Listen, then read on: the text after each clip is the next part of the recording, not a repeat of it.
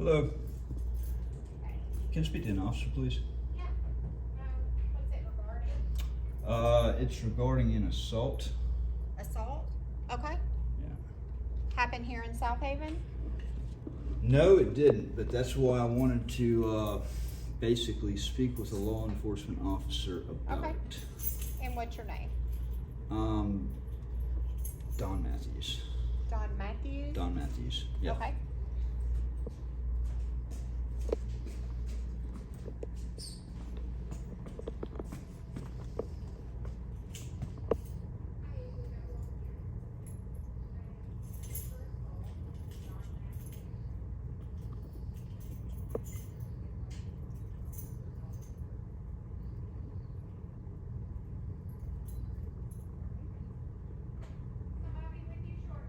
All right.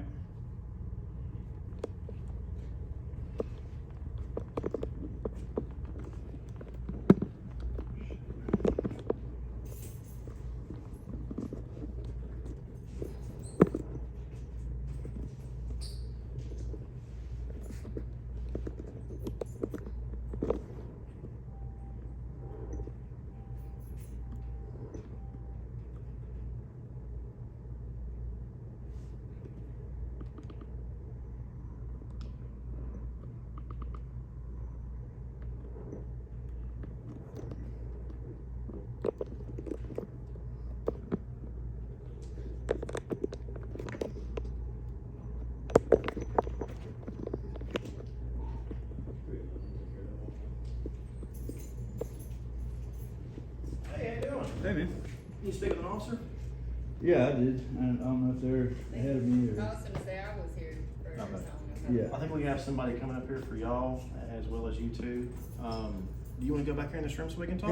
Yeah, absolutely. I didn't know if you, I mean, we can talk in front of them, it's up to No, you, let them know no, how you feel no. comfortable or not. Yeah. Just Typically, people don't like talking about their problems. and stuff yeah, like that, so- just don't walk me in here like No, last no. time. Oh, you're in here too. Well, excuse me. We can step outside here if you want to, it's up to you. Hey, that works. Wherever you feel comfortable with. Yeah. Like I said, I just don't wanna talk about other people's problems in front of others. Right. Yeah, it's well, mine's a pretty public ordeal, and A public you know, ordeal? yeah, it's a very public ordeal Okay. actually. Sure. So I'm a journalist, and Who do you work for? Which journalist company or? we your own? the People News. Cool. Yeah. So Thursday, and I know that this is out of y'all's jurisdiction. There's absolutely nothing that y'all are going to be able to do about it. Okay. But I was hoping that you could basically kind of advise me on, 31. you know, what options that I Sure. had that you know of. I'll do my best. Of course, you know, different jurisdictions, they have different rules and everything else they go by, so. Right. But I can tell you what we would do and go from there. Now, again, I don't know if that would help or not, but. So if all right, so if I'm out, you know, I'm filming on the sidewalk, Okay. and it's a public sidewalk, Sure.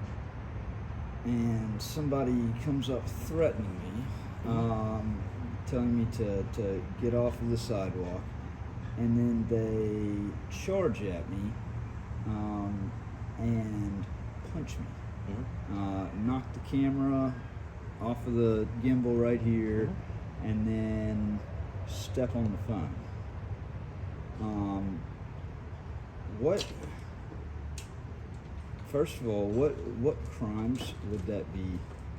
So. That would be. I know that would be assault. That would probably also be fall under battery, correct? So we don't have a battery charge. What we have is we have aggravated assault and we have simple assault in Mississippi. Okay. And obviously aggravated assault is considered a felony, Right. depending on the injuries that the person sustains and so forth as far Sure. as that goes. So with that, what you're talking about, unless they cause severe injury to your body, it would be Right. considered a simple assault at that point in time. Okay. As far as the destruction of your property, that would be considered malicious mischief. Okay. Because they had intent to destroy your property and go from there. In which, yes, we would allow you to sign charges for the simple assault as well as sign charges for the malicious mischief. Typically, the way we handle it, though, when people sign charges for those malicious mischief, simple assault, whatever it is, we set it for a probable cause hearing, Yeah.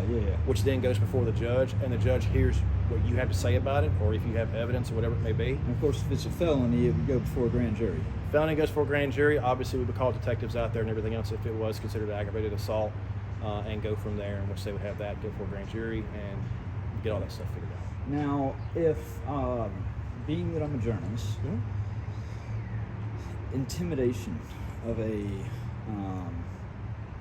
journalist, I believe I'd seen that in the penal codes somewhere, that there was and maybe that falls more under public officials. I think it falls more under public officials. So what we do have a charge, it's called simple assault by physical fear. That's where the person doesn't necessarily put their hands on you, but they are coming at you, balled up fist, saying they're going to hurt you, harm you, or they could even have a possible gun in their hand. Sure. They could even point it at you, technically, and that would be considered simple assault physical fear because they have not shot you or whatever it may be. Right. Now, I understand the statute states specifically if somebody has a gun pointed at you, it could be kind of considered aggravated assault to a certain degree, but our DA's office and everything else, that the way they handle things, it doesn't exactly fall under that. So the Okay. physical fear, depending on how that happens, could fall under that if they don't put hands on somebody. So then the next thing that's going to connect all this together is, 21, show me Sandberg. this is going to shock you. What if that attacker was a law enforcement officer? It was unprovoked and on the sidewalk, okay? And taking it an extra step further, his supervisor was out there and 2 other officers were on scene. So I know that. So these are officers that are on duty, is what you're saying? Yes. Okay. So I know that technically, if a crime is committed outside of the presence of a law enforcement officer, they can't make I've been through that over South Haven before. They don't make an arrest on site, if it's like an assault that happens inside of their presence. But where it gets into sticky, treads into very murky waters is when not only is there other officers on scene that actually pull him off and actually say de-escalate, and when he still breaks through again and tries to attack again. Sure. But the supervisor's there, and there's no like recourse. There's no. Well, I nothing disagree with happens. that. I disagree with that. There needs to be accountability as far as that goes. Yeah. I can tell you that if that did happen and that did take place, in which all of our officers wear body cameras, anyways, as far as that goes, then it would obviously be investigated and looked into, set before a disciplinary review board and everything else, and go from there. Now, as far as what would happen after that, I have no idea, obviously. Well, obviously it would. It would be something that would fall under, if it was an attack that was unprovoked and it was an attack on, Sure. on a journalist, it would fall under an Title 18 U.S. Code 242. Yeah, simple assault, absolutely. And possibly even 241, if there's the conspiracy to violate rights. But, here's where it takes another twist is outside of the governor's mansion. Engaged in a peaceful protest, exercising the First Amendment, and it was the officer came, just triggered it, a state trooper, Gotcha. and obviously, that's they're supposed to be held to, they're A higher standard. a higher standard. They go through a higher level of training. Sure. It brought me back to my days when I was in the Marine Corps, when I was in boot camp. Except, this was physical, but it was literally no different than a drill instructor, that was, coming at somebody that Yeah. to recruit. So I guess what I'm trying to ask is, I went over there, and the FBI, they always hold themselves off. They want me to call Jax. They gave me the Jackson number down at the desk down there, and I called that, and they said, well, you can't speak to an agent over the phone. You have to come down here and do it in person, which, I know firsthand from being up in Utah. They want you to bring ID so that they can run a background check, which don't have anything to hide, but it's the whole fact of I'm a constitutional rights activist and a journalist. I believe that somebody that's been victimized, that's fallen victim of a crime, shouldn't have to open themselves up to additional scrutiny just to speak with a Yeah. sworn law enforcement. So I can tell you the way our policy works. If we have somebody who wants to come in and file a complaint, I guess you could say, let's say they change their mind, Right. or and they talk to supervisor, they change their mind because they might feel maybe like there would be some type of vengeance, I guess you could say,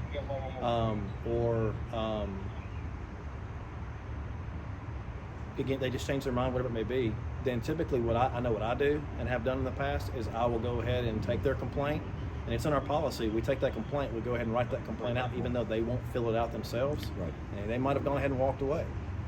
We go ahead and And look at it. document We look at the complaint anyway. Now, obviously, the officers or nobody, whoever's involved, doesn't know about it, but we go ahead and look at it because the way I feel about it is where there's smoke, there's fire, right? So, and then again, I'm just going to say this. Obviously, you know too that a lot of complaints we get, a lot of it is not accurate either. Just being honest with you. But that's why we look at it. It's checks and balances, I guess you could say.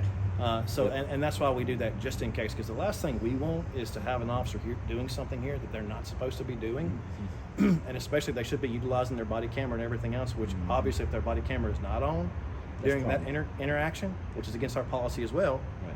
then that's another issue and another problem within itself too. Sure. But again, where there's smoke, there's fire. It's something that I'd look into and investigate anyway. And if there's nothing there, that the complaint is not valid whatsoever, it's completely unfounded, then it would go away, obviously. Right. But if there was something there that we didn't know about and the person was just afraid to come and tell us, then yes, we would still look at that and still treat it as a regular complaint and hold people accountable like they're supposed to be held accountable. That's great.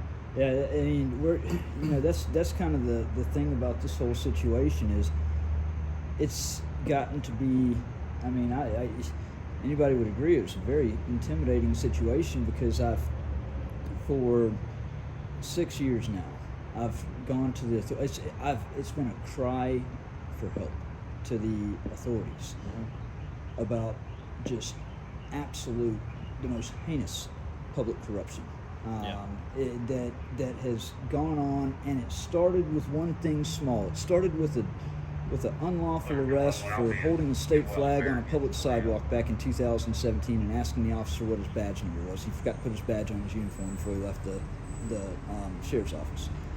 Well, that spiraled out of control because the video went viral on the internet, and they put him on administrative leave and conjured up a way to cover that up, to basically indemnify themselves. And they got away with that, and it led to something else. And they went to go cover that up because it became obvious, and they covered it up with something else. And it's just been, it started out with a couple of people, and it grew to a huge web, because before you know it, after 3 or 4 cover-ups, you have people that are covering other people's backs. It's just a natural way of life. I mean, it's just kind of, it starts with, and then you might have at some point a couple of Fed people that, that know some state people and basically kind of take their back. And then now you have the Feds taking the couple of Feds people's backs.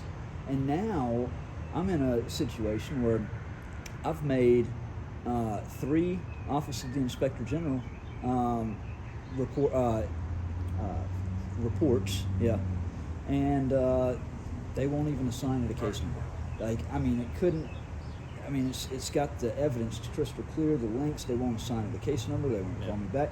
What do you do when the people that you're supposed to go to for help, when things get way out of control, when they're basically part of the problem and you're out of options? Because there's really nowhere else to go once you go to the Department of Justice, to the Office of the Inspector General, and it's just it's frustrating, and you kind of lose faith, I guess you could say, right? Which I can't speak for your situation. I can't speak for other agencies. Do I know that there are and is corruption in certain areas? Yeah, I mean, it's everywhere, and it's not just in law enforcement. It's everywhere. Yeah. Just like there's bad cops, right? There's bad cops everywhere. Now, are there a lot of us? No, there's not a lot of bad cops at all. The percentage is actually very small, but it's just like there's bad doctors, there's bad lawyers, there's bad everything that you think about as far as that goes. Well, and I think the one of the things why police get a bad rep, and I've personally experienced this myself, is when something is blatantly wrong. And I give you props because you said exactly the right thing as far as if something's wrong, what we're gonna Absolutely, yeah, we're gonna investigate it. Yes, sir. But so many of them, it's like a brotherhood. It's just like Protecting. it's just like the Marine Corps. It's just like the Navy. It's like a band of brothers. Okay, and the biggest problem that I've run into is when something is like blatantly wrong. It's out in the open wrong, and somebody, you ask an officer about that, and they don't want to say that it's wrong, even if they clearly know it is, just because they feel like to do that would be to betray a fellow brethren. Well, I took an oath and I swore that I would protect the Constitution and the civilians that I swore to protect as far as that goes, and that's what we train our officers to do as well.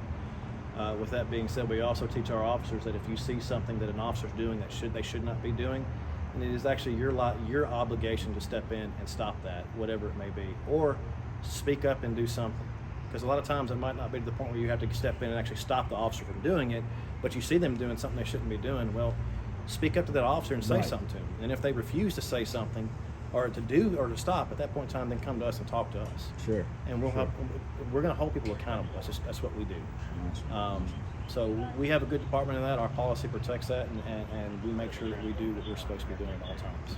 Well, Do we make mistakes along the way? Absolutely, we're going to make mistakes. And the thing is, man, like if it's just owning up to it, because it's like I've got a little issue going on with the Memphis airport. I was up there, I was recording in the lobby, I wasn't over there by TSA. Really what it is I go around and I stress test rights, because it's basically, and I think it's a good in-house tool, because you're able to identify, okay, this is where we probably need to work on so that we don't, have any issues in the future and all that. So I was in the lobby of the airport, and 3 rogue officers came up and trying to go hands-on with me and gave me a trespass warning from the airport. Their supervisors looked at everything, and they're like, oh, I can't believe they did that. We have training on all this. Like, I cannot believe they did that. Like, they went way out of line. And so they sent it up to IA, and then I called to check on it because it's been about a month, and they said, well, you got to talk to legal. We've referred everything over to legal. So they sent me over there, and she's like, well, in a few days. I was like, look, here's the thing. I'm not trying to sue you. I've got enough on my plate as it is.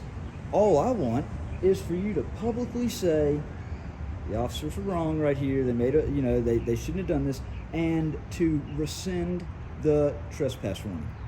Because I want to come back up there so I can, it was kind of public ordeal, and I can show everybody, hey, look, I didn't do anything wrong. I'm back over here at the airport.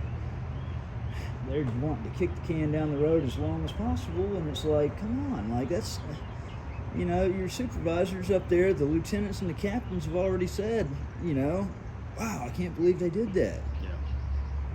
So, but man, hey, look, I don't just go and push the bad out there. I like to highlight the good, because I think it's a good counterbalance.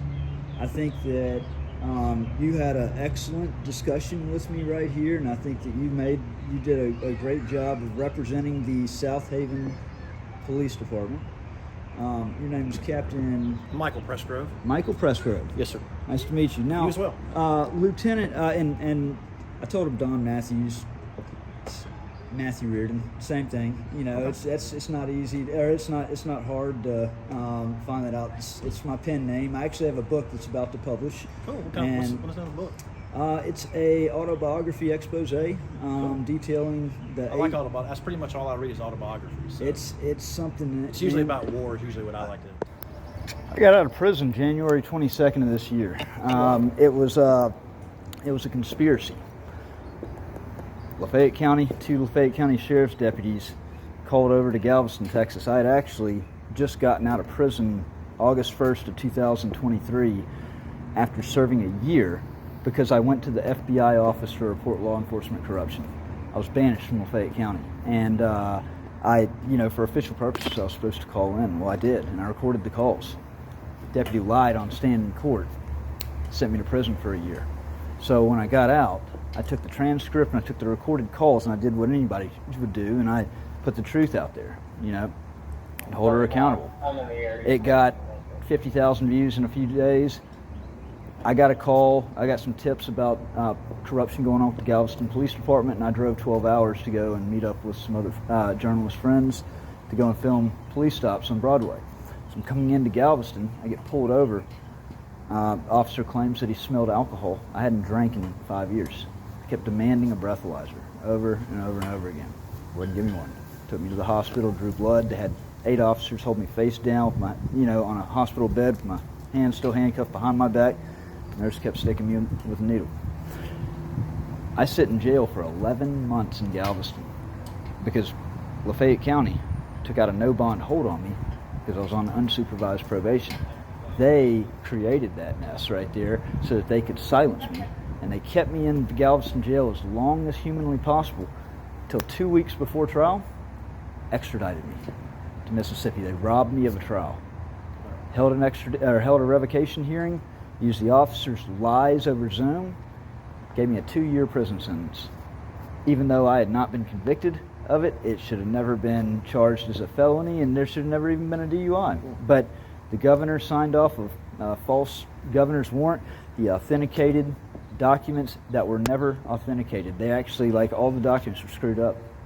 Didn't matter. They sent me to prison. I was in there for about 6 months, and then my sentence was vacated, declared illegal.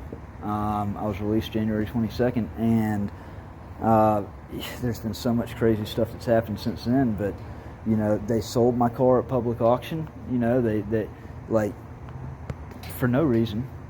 I've literally had to my life has been shattered. I've lost my kids.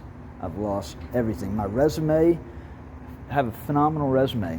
It's not worth anything anymore. Nothing. Because when any company runs a background check because of, what Lafayette County did, they put 2 false charges and literally denied all due process. I had a family crisis going on with my kids. And if I couldn't bond out of jail, I know I'm not the only one. I know there are other people that take pleas when they're not really guilty of the crime because of situational, because of circumstances. And to me, that's not right. It kind of falls under fruit of the poisonous tree, if you ask me, because, if that person's denied due process, then anything that comes is kind of like, tainted evidence. I believe it shouldn't be considered. Of course, if they have a crisis going on, of course they're going to say, well, no, I wasn't coerced, because their attorney's going to tell them, hey, if you don't make this viable, the judge isn't going to accept it. And so there are a lot of lives, man, screwed up, and mine just literally has been decimated. And I'm a Marine Corps veteran. If it can happen to me, somebody that swore a lifelong oath to protect and defend the Constitution, then nobody's safe. And so, at this point, I do my journalism work. I do what I can because it's all I've got left. It's all my kids. They got scandalous mothers, and I can't see them. But you know what? I still feel like my fight is for them. So. Well, don't stop fighting, man. I hate all that stuff happened to you as far as that goes. Keep doing what you're doing, because if anything, you are at least hopefully teaching officers, hey, you got to be mindful of where public areas are, and that it's okay in public areas to have something to be recorded. I mean, it is what it is, and things like that. And see, I don't try to go up and provoke. That's the thing. A lot of officers stink when they see me. It's another auditor. My thing is, I'm really not trying to provoke. I respond. So if basically they come at me kind of in a provocative way, then I can respond in a provocative way. But I don't really choose to go. I don't like doing that. No, I'm not going to respond. I've been doing this 16 years, man. So right. I'm the kind of person that I'm going to talk to everybody with respect and kindness, and as long as you treat me the same way, I'm going to give it right back to you the same way Absolutely. too. Absolutely. But if you come at me in a disrespectful manner, then I'm going to give it back to you the same way too. And that's just how I operate. Yep. Now, I'm not going to cuss you up and down, but I assure you, promise you, you're going to get it back the same way. Right. So it is what it is. But Well, yeah. So you'll see if you look at the website. My peaceful protest on Thursday, we called it National Fuck the Governor Day. I got a foam board sign and wrote "Fuck the Governor" on the front of it, and I had 450, 500 people watching live on the live stream. By the time I got off of it, hour and a half later, 74,000 views on it. nice. You know, it got a good bit of exposure. But that's the thing, man. Like 500 witnesses watching live while this damn, gorilla of a state trooper just comes completely unhinged. Yeah. And they should know better, man. Like a camera out there, streaming. These things are career killers if you do something like that. And it's like there's no need in taking it that far. Like No, again, and it's one of those things of I think a lot of officers don't know what they can and cannot do, and that's what I think a lot of it boils down to, and that's why we train our officers multiple times. Understand that know when you're in a public area, know what you can and cannot do. Not just because somebody says you can, because that'll get you into trouble quicker than anything else. Just because I said you can do it doesn't mean you should do it. Mm-hmm. So know what you're doing, why you're doing what you're doing. If you don't understand what you're doing, then ask. Right. So we can help you. So that's all we try and do is make our guys better is what we try and do. Awesome. Well, Michael, hey, I Yes, sir. appreciate you taking the time to speak with me. Not a problem. And When did you serve in the military? so Marines? from the end of 2007 till May of 2011. Appreciate your service. I appreciate it. I was in the Air Wing, non-deployable. I was stateside, stationed over at Cherry Point. While I was, oh shit, I didn't realize that was tilted. While I was in the, after I got out of boot camp, I went to combat training, and that was at Lejeune. It was a sub base of Lejeune. About 2 o'clock in the morning, I was on a revolving post, walking around the barracks building, and the guy that was on armory watch, there were two of them, students, put the M16 in his mouth, put it on 3-round burst, and pulled the trigger. That was the last time they allowed live ammunition on armory You said watch. Lejeune, is that what you said? Yeah, it was called In Camp. North Carolina? Yeah, it was called Camp Devil Dog. It was a small base of Lejeune, and Jacksonville, North Carolina. yes. I was trying to. I've always thought of it as Lejeune. It's been so long. in I had to think Jacksonville, back. yeah. Jacksonville, yeah. But and it's like a city on that base, man. It's huge. It's huge. But yeah. So as if the Marine Corps is not a drinking fraternity as it is, here I go and self-medicate using alcohol for what I had seen. It's what anybody would do. I mean, it's a cope. And then they, gave me strict orders. They sent me to rehab, gave me strict orders not to drink anymore. Caught me drinking, discharged for alcohol rehabilitation failure about a year prior to my discharge date.